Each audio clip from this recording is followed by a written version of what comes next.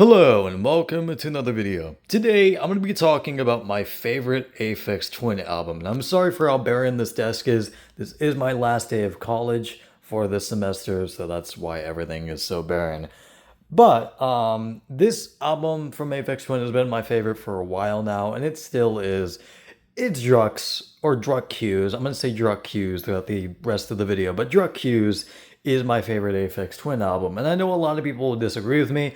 Yes, Richard D. James' album is phenomenal. Same thing with Selected Ambient Works 1 and 2.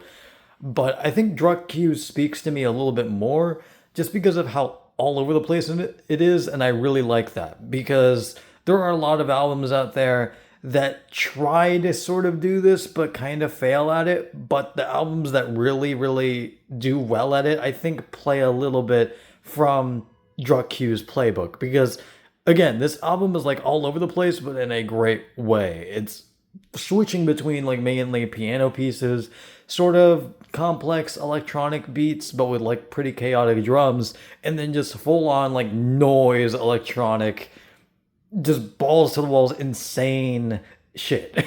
This has some of the most insane sounds, I guarantee it, some of the most insane sounds you will ever hear in any electronic music to date. It's just all over the place, and again, that's why I like it so much. But not only that, all the songs are really good.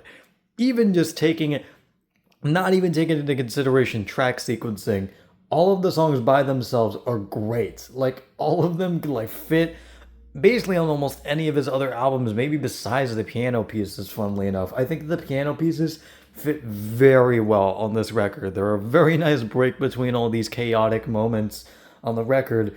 And I feel like the closer Nano 2, I don't think that's how it's pronounced, but the closer piano piece is gorgeous. Is probably my favorite piano piece on the record, but April 14th is also great. And all the piano pieces on this record, for all that matter, are phenomenal. Like, every single one of them have a great melody to them.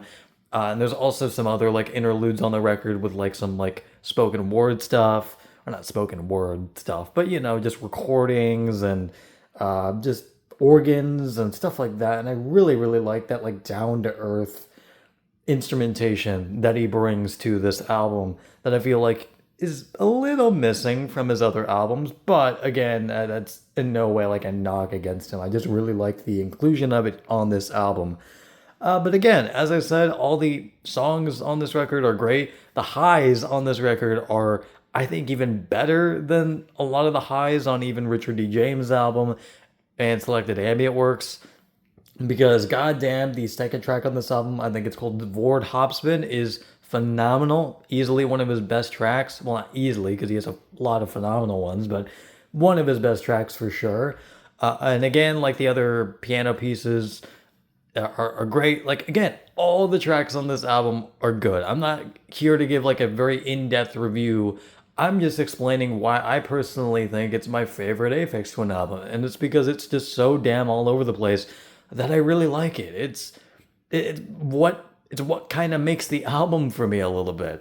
Now, could it maybe do with a track sequence, like an actual proper track sequencing, just differentiating between these like different sections of the album down the line, maybe in like a reissue or something?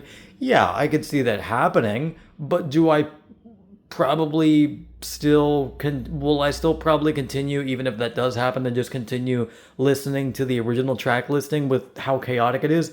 Yeah, I probably don't want to listen to a more cohesive experience, because part of what makes Druk Q's is the chaotic nature of its track sequencing, and I really like it. So again, even if there does come down the line a better track sequencing, it's still gonna have to be the original track listing for me, because it's just so damn good, and I've become so used to it at this point. It's really hard to go to a different track sequencing as well. So yeah, as I said, the album is just phenomenal. Has probably his best highs on any of his albums, in my opinion, on this album, although there were a lot of great songs on like all of his other albums. But again, I feel like the highs on this record are just stellar, like absolutely stellar. So yeah, that is basically going to be it, and I will see you guys later. Goodbye.